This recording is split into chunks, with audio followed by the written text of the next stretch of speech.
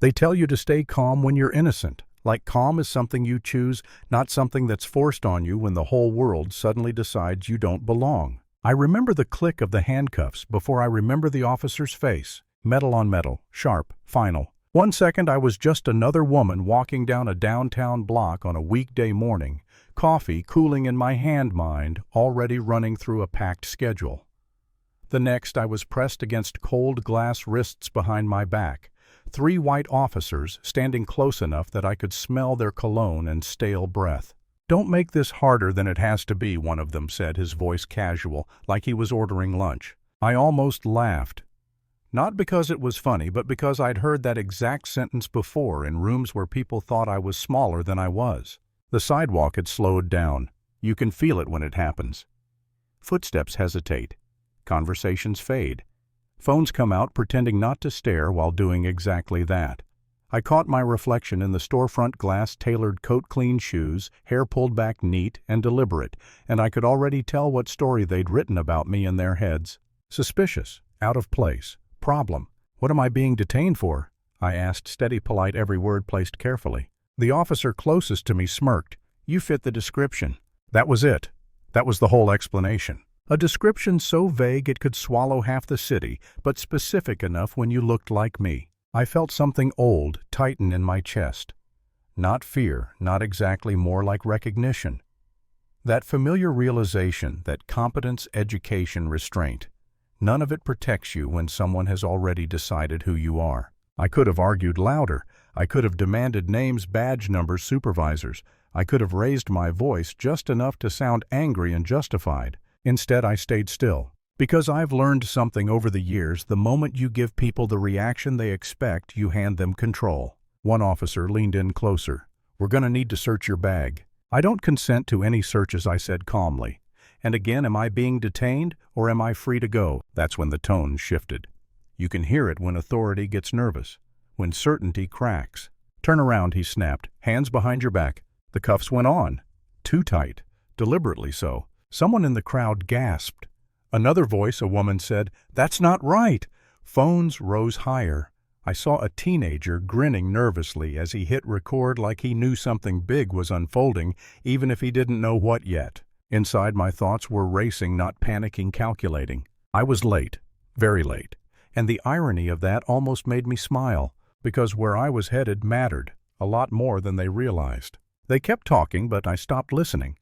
I focused instead on details, a habit I picked up long ago. The way one officer kept glancing at the crowd, the way another avoided my eyes completely, the way the one holding my arm kept adjusting his grip, unsure now. That's when I heard it, a different voice. "Officers, step back." 2 men in dark suits approached from the end of the block, moving with purpose, not rushing, not hesitating.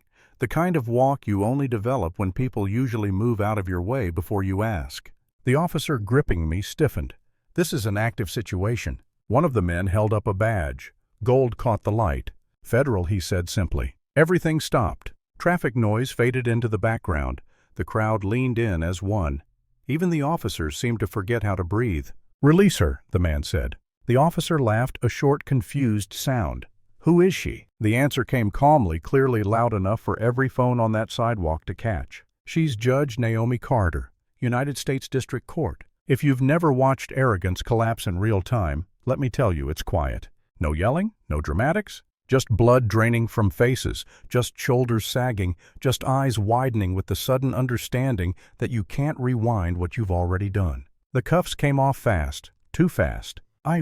This was a misunderstanding," someone stammered. I flexed my wrists slowly, letting the silence stretch, letting them sit in it. "A misunderstanding," I repeated, tasting the words.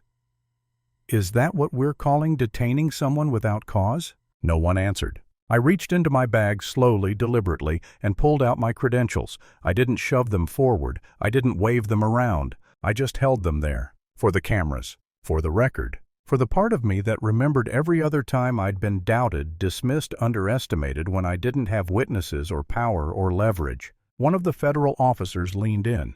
"Your courtroom's waiting, Judge." I nodded. "I know." As I stepped away, the crowd parted. Not because they were afraid, but because something had shifted. The phone stayed up. The comments were already flying. I could hear someone say, They messed up like a verdict being read. Behind me, radios crackled. Somewhere higher up the chain, someone's day was about to get very complicated. Inside the courthouse, the air felt different. Cooler, heavier, familiar. I slipped on my robe in chambers, the fabric settling on my shoulders like it always did, grounding steady. By the time I walked into the courtroom, the room was full.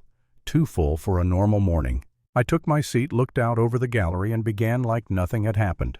Except everything had. Because what those officers didn't know, what they couldn't know, was that the case on my docket that day was about exactly what had just happened. Unlawful stops. Escalation without cause. Patterns everyone pretended not to see. When my clerk whispered that there were already multiple videos circulating online, I felt no satisfaction, only resolve. I addressed it once briefly on the record. "The court apologizes for the delay," I said.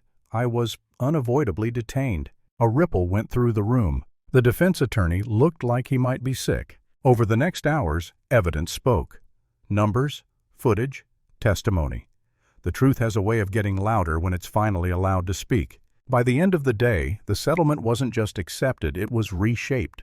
Oversight, accountability, real consequences. Not revenge, correction. Later, long after the cameras were gone, I sat alone in my office, city lights glowing through the window. My phone buzzed with messages I hadn't answered yet. Support, outrage, gratitude, stories from strangers who'd been through worse without an ending like mine.